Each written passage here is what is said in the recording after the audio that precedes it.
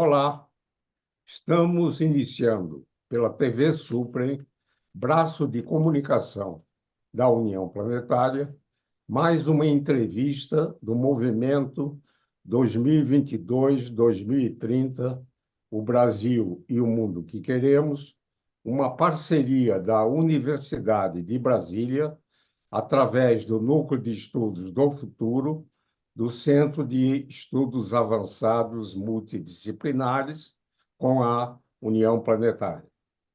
Hoje teremos o privilégio de conversar com a estudante Manuela Mirella Nunes da Silva, presidente da União Nacional dos Estudantes, UNE. Vamos revisitar sua infância e juventude, sua formação básica e universitária e os caminhos que a levaram a ser uma importante líder estudantil. A nossa convidada é natural de Olinda, no estado de Pernambuco. Em 2023, como diretora de comunicação da UNE, foi eleita presidente com mandato até 2025. Foi presidente da União dos Estudantes de Pernambuco. É filiada à União da Juventude Socialista. É formada em Química pela Universidade Federal Rural de Pernambuco e atualmente é estudante de Engenharia Ambiental da Faculdade Metropolitanas Unidas, em São Paulo. Obrigado, Manuela Mirella, por ter aceitado ao nosso convite. Na minha primeira indagação, pediria que revisitasse a sua infância e juventude, sua formação básica e universitária e os caminhos que a levaram a ser uma importante liderança estudantil. Por favor. Primeiro, eu queria agradecer aqui esse espaço. É muito importante que a gente consiga disputar a comunicação, consiga levar a consciência das pessoas com momentos como esse, para que a gente consiga bater esse papo e conseguir alcançar nossos estudantes, a população brasileira, né? Eu sou a Manuela Mirella, como o senhor já apresentou. Eu tenho 27 anos, sou natural de Olinda, filha de empregada doméstica e de um feirante. Eu fui a primeira da minha família a ingressar no ensino superior, graças à política e da lei de cotas, né? E sigo hoje trilhando meu caminho e doando minha juventude na luta para que outros jovens tenham a oportunidade de transformar a sua vida e a sua realidade através da educação. Bem, se eu for falar um pouco da minha trajetória, eu nasci em Olinda, fui criada na periferia de Paulista, né, no bairro de Maranguapium, que é Paulista é uma cidade da região metropolitana do Recife, e sempre estudei em escola pública no meu bairro. Estudei na escola municipal, na escola estadual. No meu primeiro ano do ensino médio, meu primeiro contato com a oportunidade de conseguir alcançar outros caminhos, eu fiz uma prova para o curso técnico em Química Industrial do Sistema S, do Senai, né, que oferece bolsas, e eu consegui passar, inclusive graças à lei de cotas. Então, a primeira vez que eu saio do meu bairro para ir para alcançar outros ares, que é a educação. Eu tinha 14 anos na época, quando comecei o curso técnico em Química Industrial. E eu comecei a ter que pegar ônibus todo dia.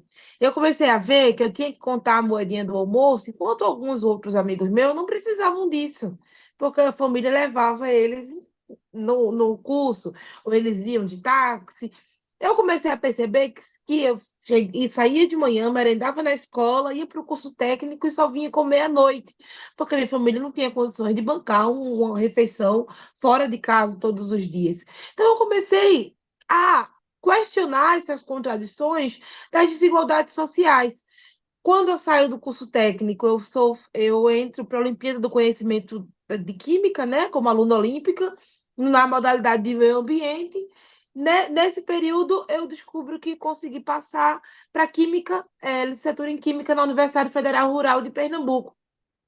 Eu tinha 17 anos na época, eu aproveitei a oportunidade, agarrei e fui para a Universidade Federal Rural de Pernambuco. Lá na Universidade Federal Rural de Pernambuco, eu tive um maior contato com essa desigualdade social, com essa diversidade de cultura. Eu consegui observar o racismo estrutural, que eu não entendia o que era. Eu sabia que existia, mas eu não entendia o que era. Eu comecei a entender as diferenças de oportunidades. Inclusive, por ser mulher no meio acadêmico, por ser pobre, por ser negra, a dificuldade de oportunidades. Na minha trajetória, eu tive muitos professores que me ajudaram bastante. Então, eu sempre fui bolsista de pesquisa ou extensão até o fim do meu curso. Até o último dia do meu curso, eu fui extensionista, eu fui bolsista de PIBIC. Mas dentro da universidade, e aí é onde eu já concluo, professor Isaac, foi que eu tive a oportunidade de entender que se eu cheguei na universidade, graças a uma política pública, que foi a lei de cotas, porque de verdade, se fosse colocar ali da universidade, se não existissem as cotas, a universidade seria do mesmo jeito, no mesmo formato, quadrada, fechada em seus muros. E eu entrei na universidade graças a essa política pública. E que se eu não me organizasse, talvez a gente parasse por aí na política pública. Então, eu descobri que se eu me organizasse na universidade, eu conseguia transformar a realidade do meu curso, da minha universidade e do Brasil. Então, eu comecei lá no meu diretório acadêmico, fui presidenta do DCE, da UFRPE, presidi a União dos Estudantes de Pernambuco, rodei os 4 cantos do estado de Pernambuco, fui convidada para ir para a Uni e fui para a Uni transformar a realidade do Brasil. E estamos até hoje, professor Isaac, na luta, porque nós sabemos que na história da Uni, do movimento estudantil e dos estudantes brasileiros, nada nos foi dado por acaso. Então, o que me move é o sentimento de revolta, de esperança e de amor pelo meu país. E eu tenho certeza que eu sigo lutando todo dia para ser exemplo para que outras meninas e meninos, negros e negras, pobres, estudantes da periferia, saibam que eles podem sim, mesmo com muita dificuldade, e mesmo tendo que pegar, como eu, 3 ônibus por dia para ir, 3 ônibus para voltar, nós sabemos que a gente pode sim, e que eu puder fazer para lutar, para que essa trajetória seja menos árdua, seja menos difícil, para que esses jovens consigam ter acesso à educação e transformar a sua vida, eu vou fazer. Acho que essa é a essência do movimento estudantil.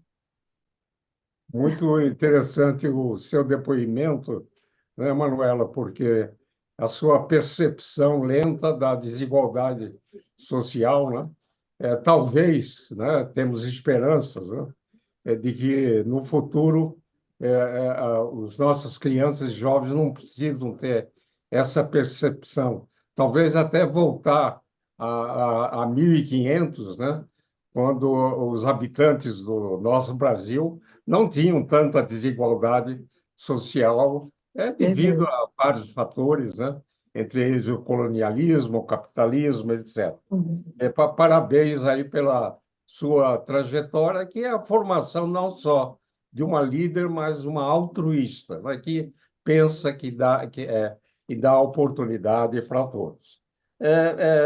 Manuela Mirella, poderia ressaltar a importância da União Nacional dos Estudantes, que foi fundada em 1937 e que desempenhou no século XX e XXI também como uma porta de entrada de importantes políticos brasileiros. Posso falar da Uni para mim é muito emocionante, porque eu digo que a Uni, ela mudou a minha vida e mudou a vida de milhares de jovens, não só os jovens os estudantes, né, que fazem movimento estudantil. A Uni ela é fundada em 1937. Naquela época a gente sentia a necessidade de se organizar.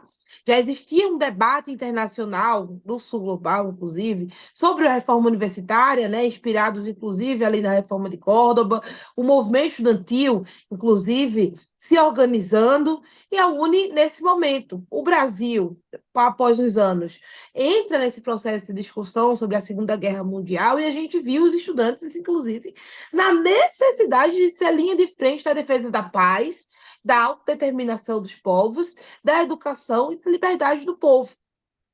E nos anos de chumbo, né, a ditadura civil-militar no Brasil, a primeira ação da ditadura é queimar a sede da União Nacional dos Estudantes, porque a organização estudantil assustava naquele momento. Nós tivemos nesse processo, não deixamos de nos organizar. Inclusive, quando eu falo que o que nos move é a revolta, é isso: é a revolta de não ter liberdade, é a revolta de um sistema que não nos queria na universidade.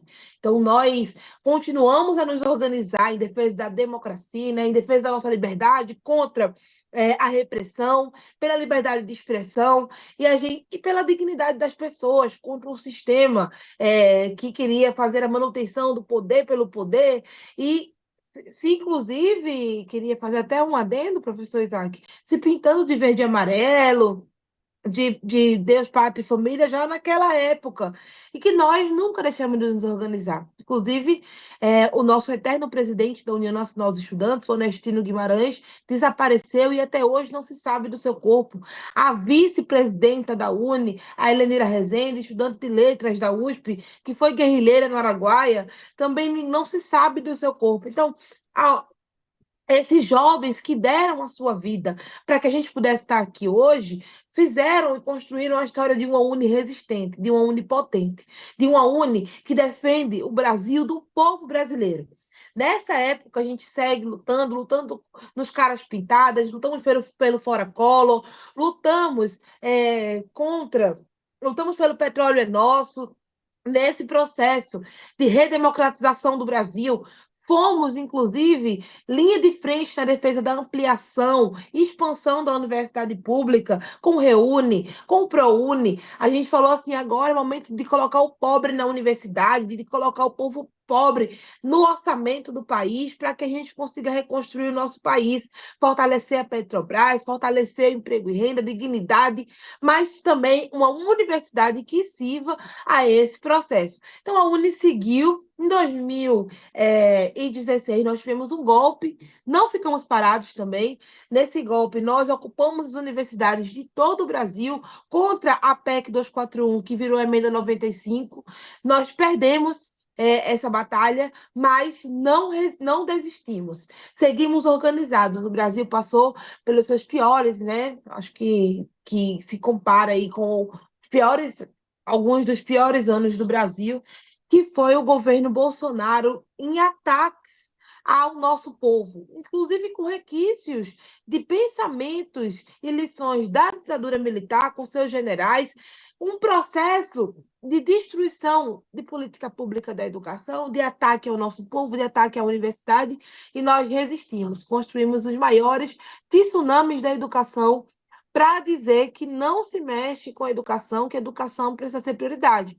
Nós conseguimos derrotar o Bolsonaro nas urnas, retiramos no Brasil inteiro mais de 2 milhões de títulos de eleitor para que os jovens pudessem dar o seu primeiro voto. Conseguimos eleger um governo democrático, do diálogo, e nesse processo a gente segue falando que nós precisamos reconstruir o nosso país. Conquistamos recentemente, professor Isaac, a aprovação da Lei Nacional de Assistência Estudantil.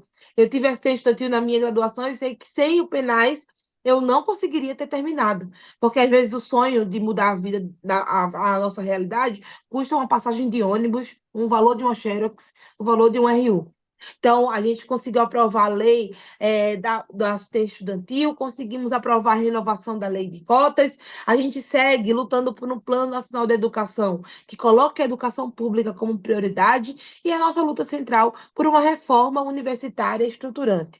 Nesse processo de Brasil soberano, de transição energética, transformação ecológica, se não colocar a universidade pública brasileira como centro do debate de desenvolvimento nacional, mas também de elevação de consciência das pessoas, de combate à fome e à miséria, da gente conseguir atender a população, de nada serve a universidade. Então, nós defendemos, professor, nesse próximo período, a necessidade do Ministério da Educação apresentar um projeto para o ensino superior brasileiro.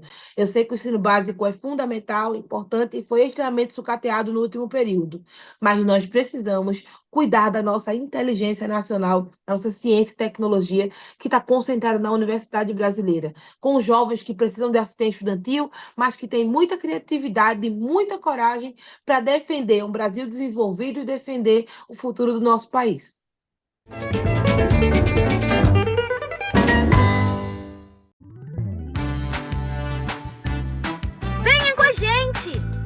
Vamos fazer um mundo melhor!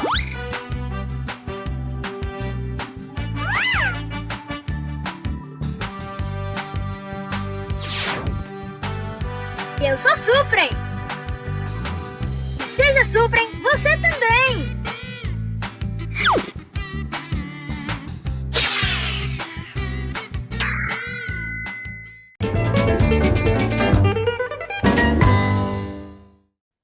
Que belo depoimento, Manuel.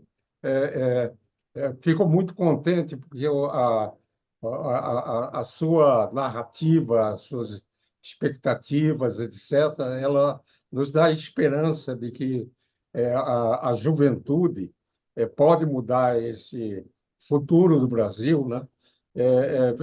Queria registrar, você mencionou Onestino Guimarães, que, como você, foi um líder estudantil, ele presidia o DCE dos estudantes da Universidade de Brasília, depois foi para São Paulo, depois foi presidente da UNE e recentemente foi feito um ato de anulação da expulsão de Onestino da Universidade de Brasília, também a concessão de um título de geólogo pós-mortem. Eu estive presente, professor. Lindo.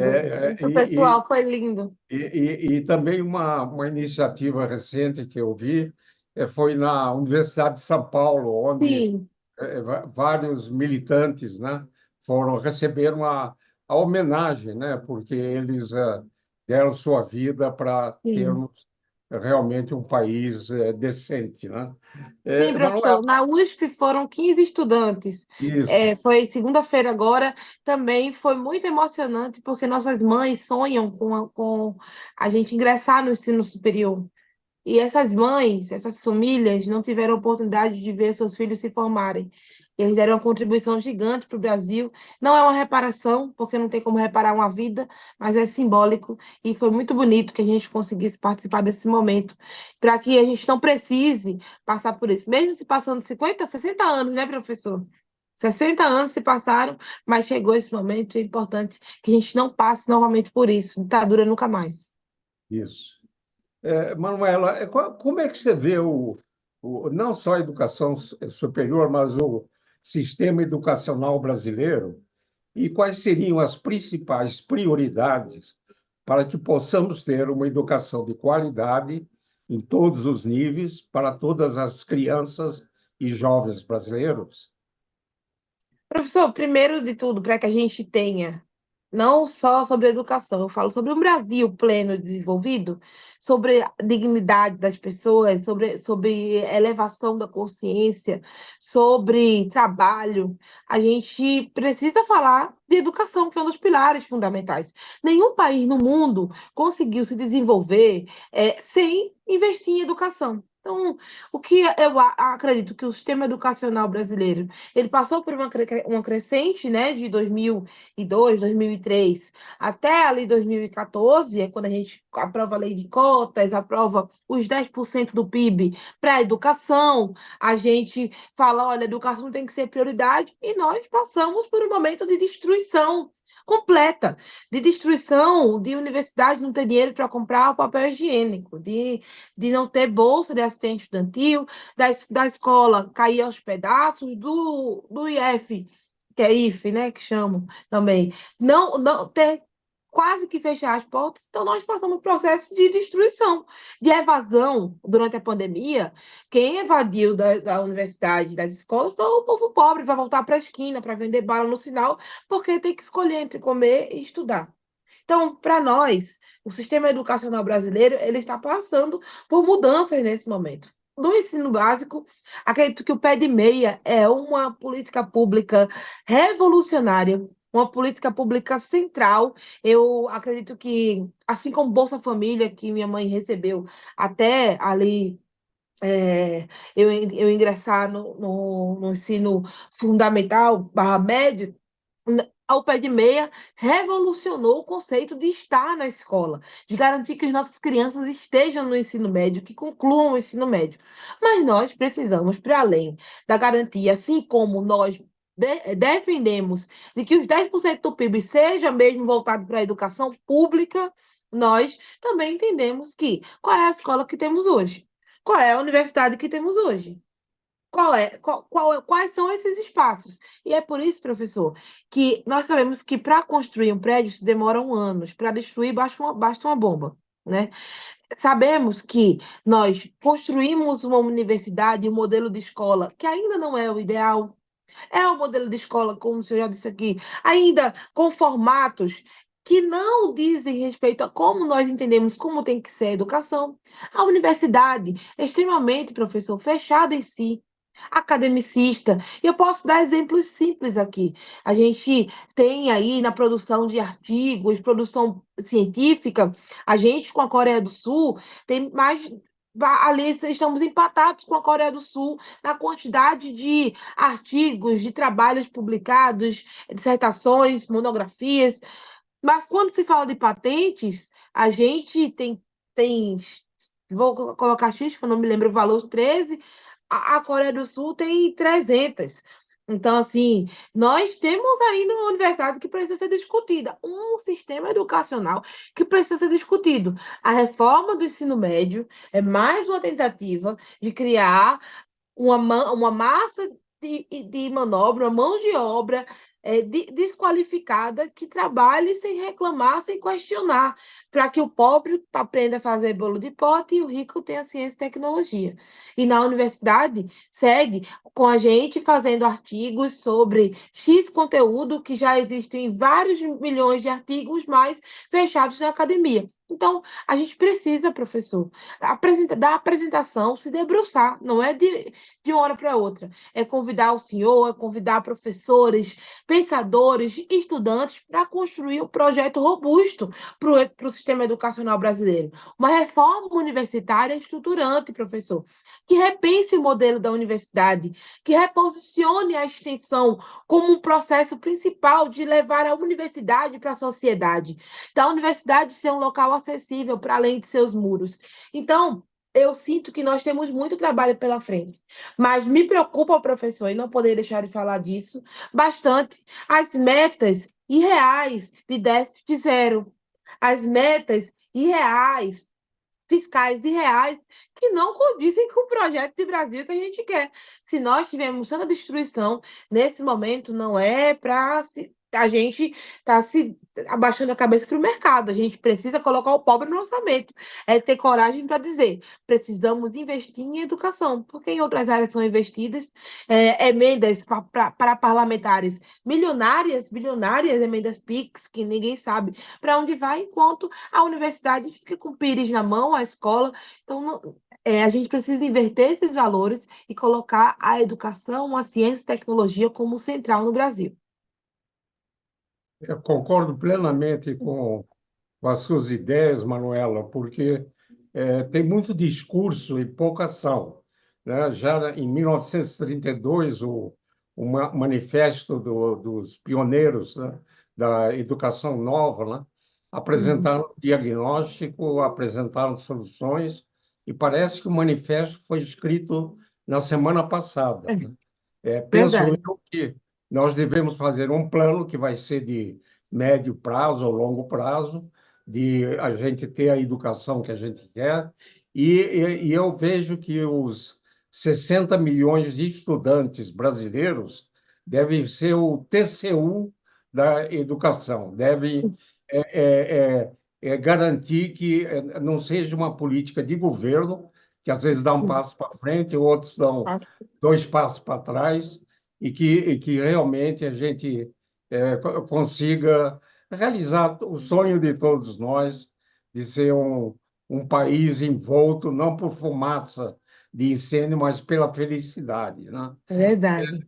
Manuela, o nosso movimento procura estimular os jovens na construção de caminhos para termos um Brasil e um mundo melhor e mais justo. Poderia, no finalzinho da nossa conversa, você enviar uma mensagem aos jovens que nos assistem? Posso sim, professor. Queria agradecer também aqui esse espaço. Queria falar para vocês que estão nos assistindo de que leiam a carta de Thelma Regina, sua família, quando ela foi para a guerrilha do Araguaia, que é uma expressão desse sentimento de que a gente não pode ficar alheio ao Brasil, à realidade. Nós não somos seres individuais, nós somos seres coletivos, e que se nós não nos organizarmos do lado de cá, do lado de lá, eles seguem muito organizados. Eles seguem com uma máquina, com uma estrutura ideológica de manutenção de poder, de ideais ultrapassados, de ideais que nos retiram dos espaços que conquistamos, e que a gente possa se organizar para defender o povo brasileiro, para denunciar os tubarões do ensino, os grandes empresários que ainda exploram do Brasil sem nem pisar o pé aqui no nosso país. Nós precisamos defender um Brasil com selo BR de desenvolvimento, com a nossa tecnologia, com a nossa identidade. E claro, professor, que a gente consiga denunciar um sistema que nos oprime, os países do centro do mundo que sempre nos exploraram, que nesse momento de mudanças climáticas, que esse momento de mudança tecnológica, de debate sobre a nova indústria, de debate sobre o futuro, sobre o pleno emprego, que a gente precisa garantir que a gente tenha qualidade no presente e no futuro, e de que sozinho não fazemos nada. Na história do Brasil, sozinho ninguém conseguiu transformar nada. Foi graças à nossa mobilização coletiva. Milhares de estudantes na rua. Então, se eu pudesse resumir numa frase, é convidar os estudantes para conhecer a União Nacional dos Estudantes, para se organizar no seu centro acadêmico, no seu diretório acadêmico, no seu DCE, na sua universidade, na sua cidade, no seu estado, no Brasil, para defender o nosso país. É estudante da rua e unidade para reconstruir o Brasil da esperança. E essa reconstrução perpassa pela mão de todos nós que sonhamos, que nos revoltamos, mas sonhamos com um Brasil mais justo, igualitário e soberano. Olha, bela mensagem, Manuela. Estamos juntos, né? E tenho certeza que você, na presidência da UNE, e mais tarde vai trilhar caminhos altruístas, né? A gente consiga realmente ter dar oportunidade a todos, e isso que eu chamo, defino como verdadeira democracia. Então, muito obrigado, Manuela Mirella. A UNE é uma entidade historicamente importante, e, mais que isso, uma entidade que vai ser importante e é importante para o futuro do Brasil. Esse e outros programas do Movimento 2022, 2030, o Brasil e o Mundo que Queremos, podem ser acessados no canal YouTube da TV Supre. Eu gostaria de agradecer a todas e a todos a atenção que tiveram com essa nossa conversa, e voltaremos a nos encontrar em uma outra oportunidade. Até lá!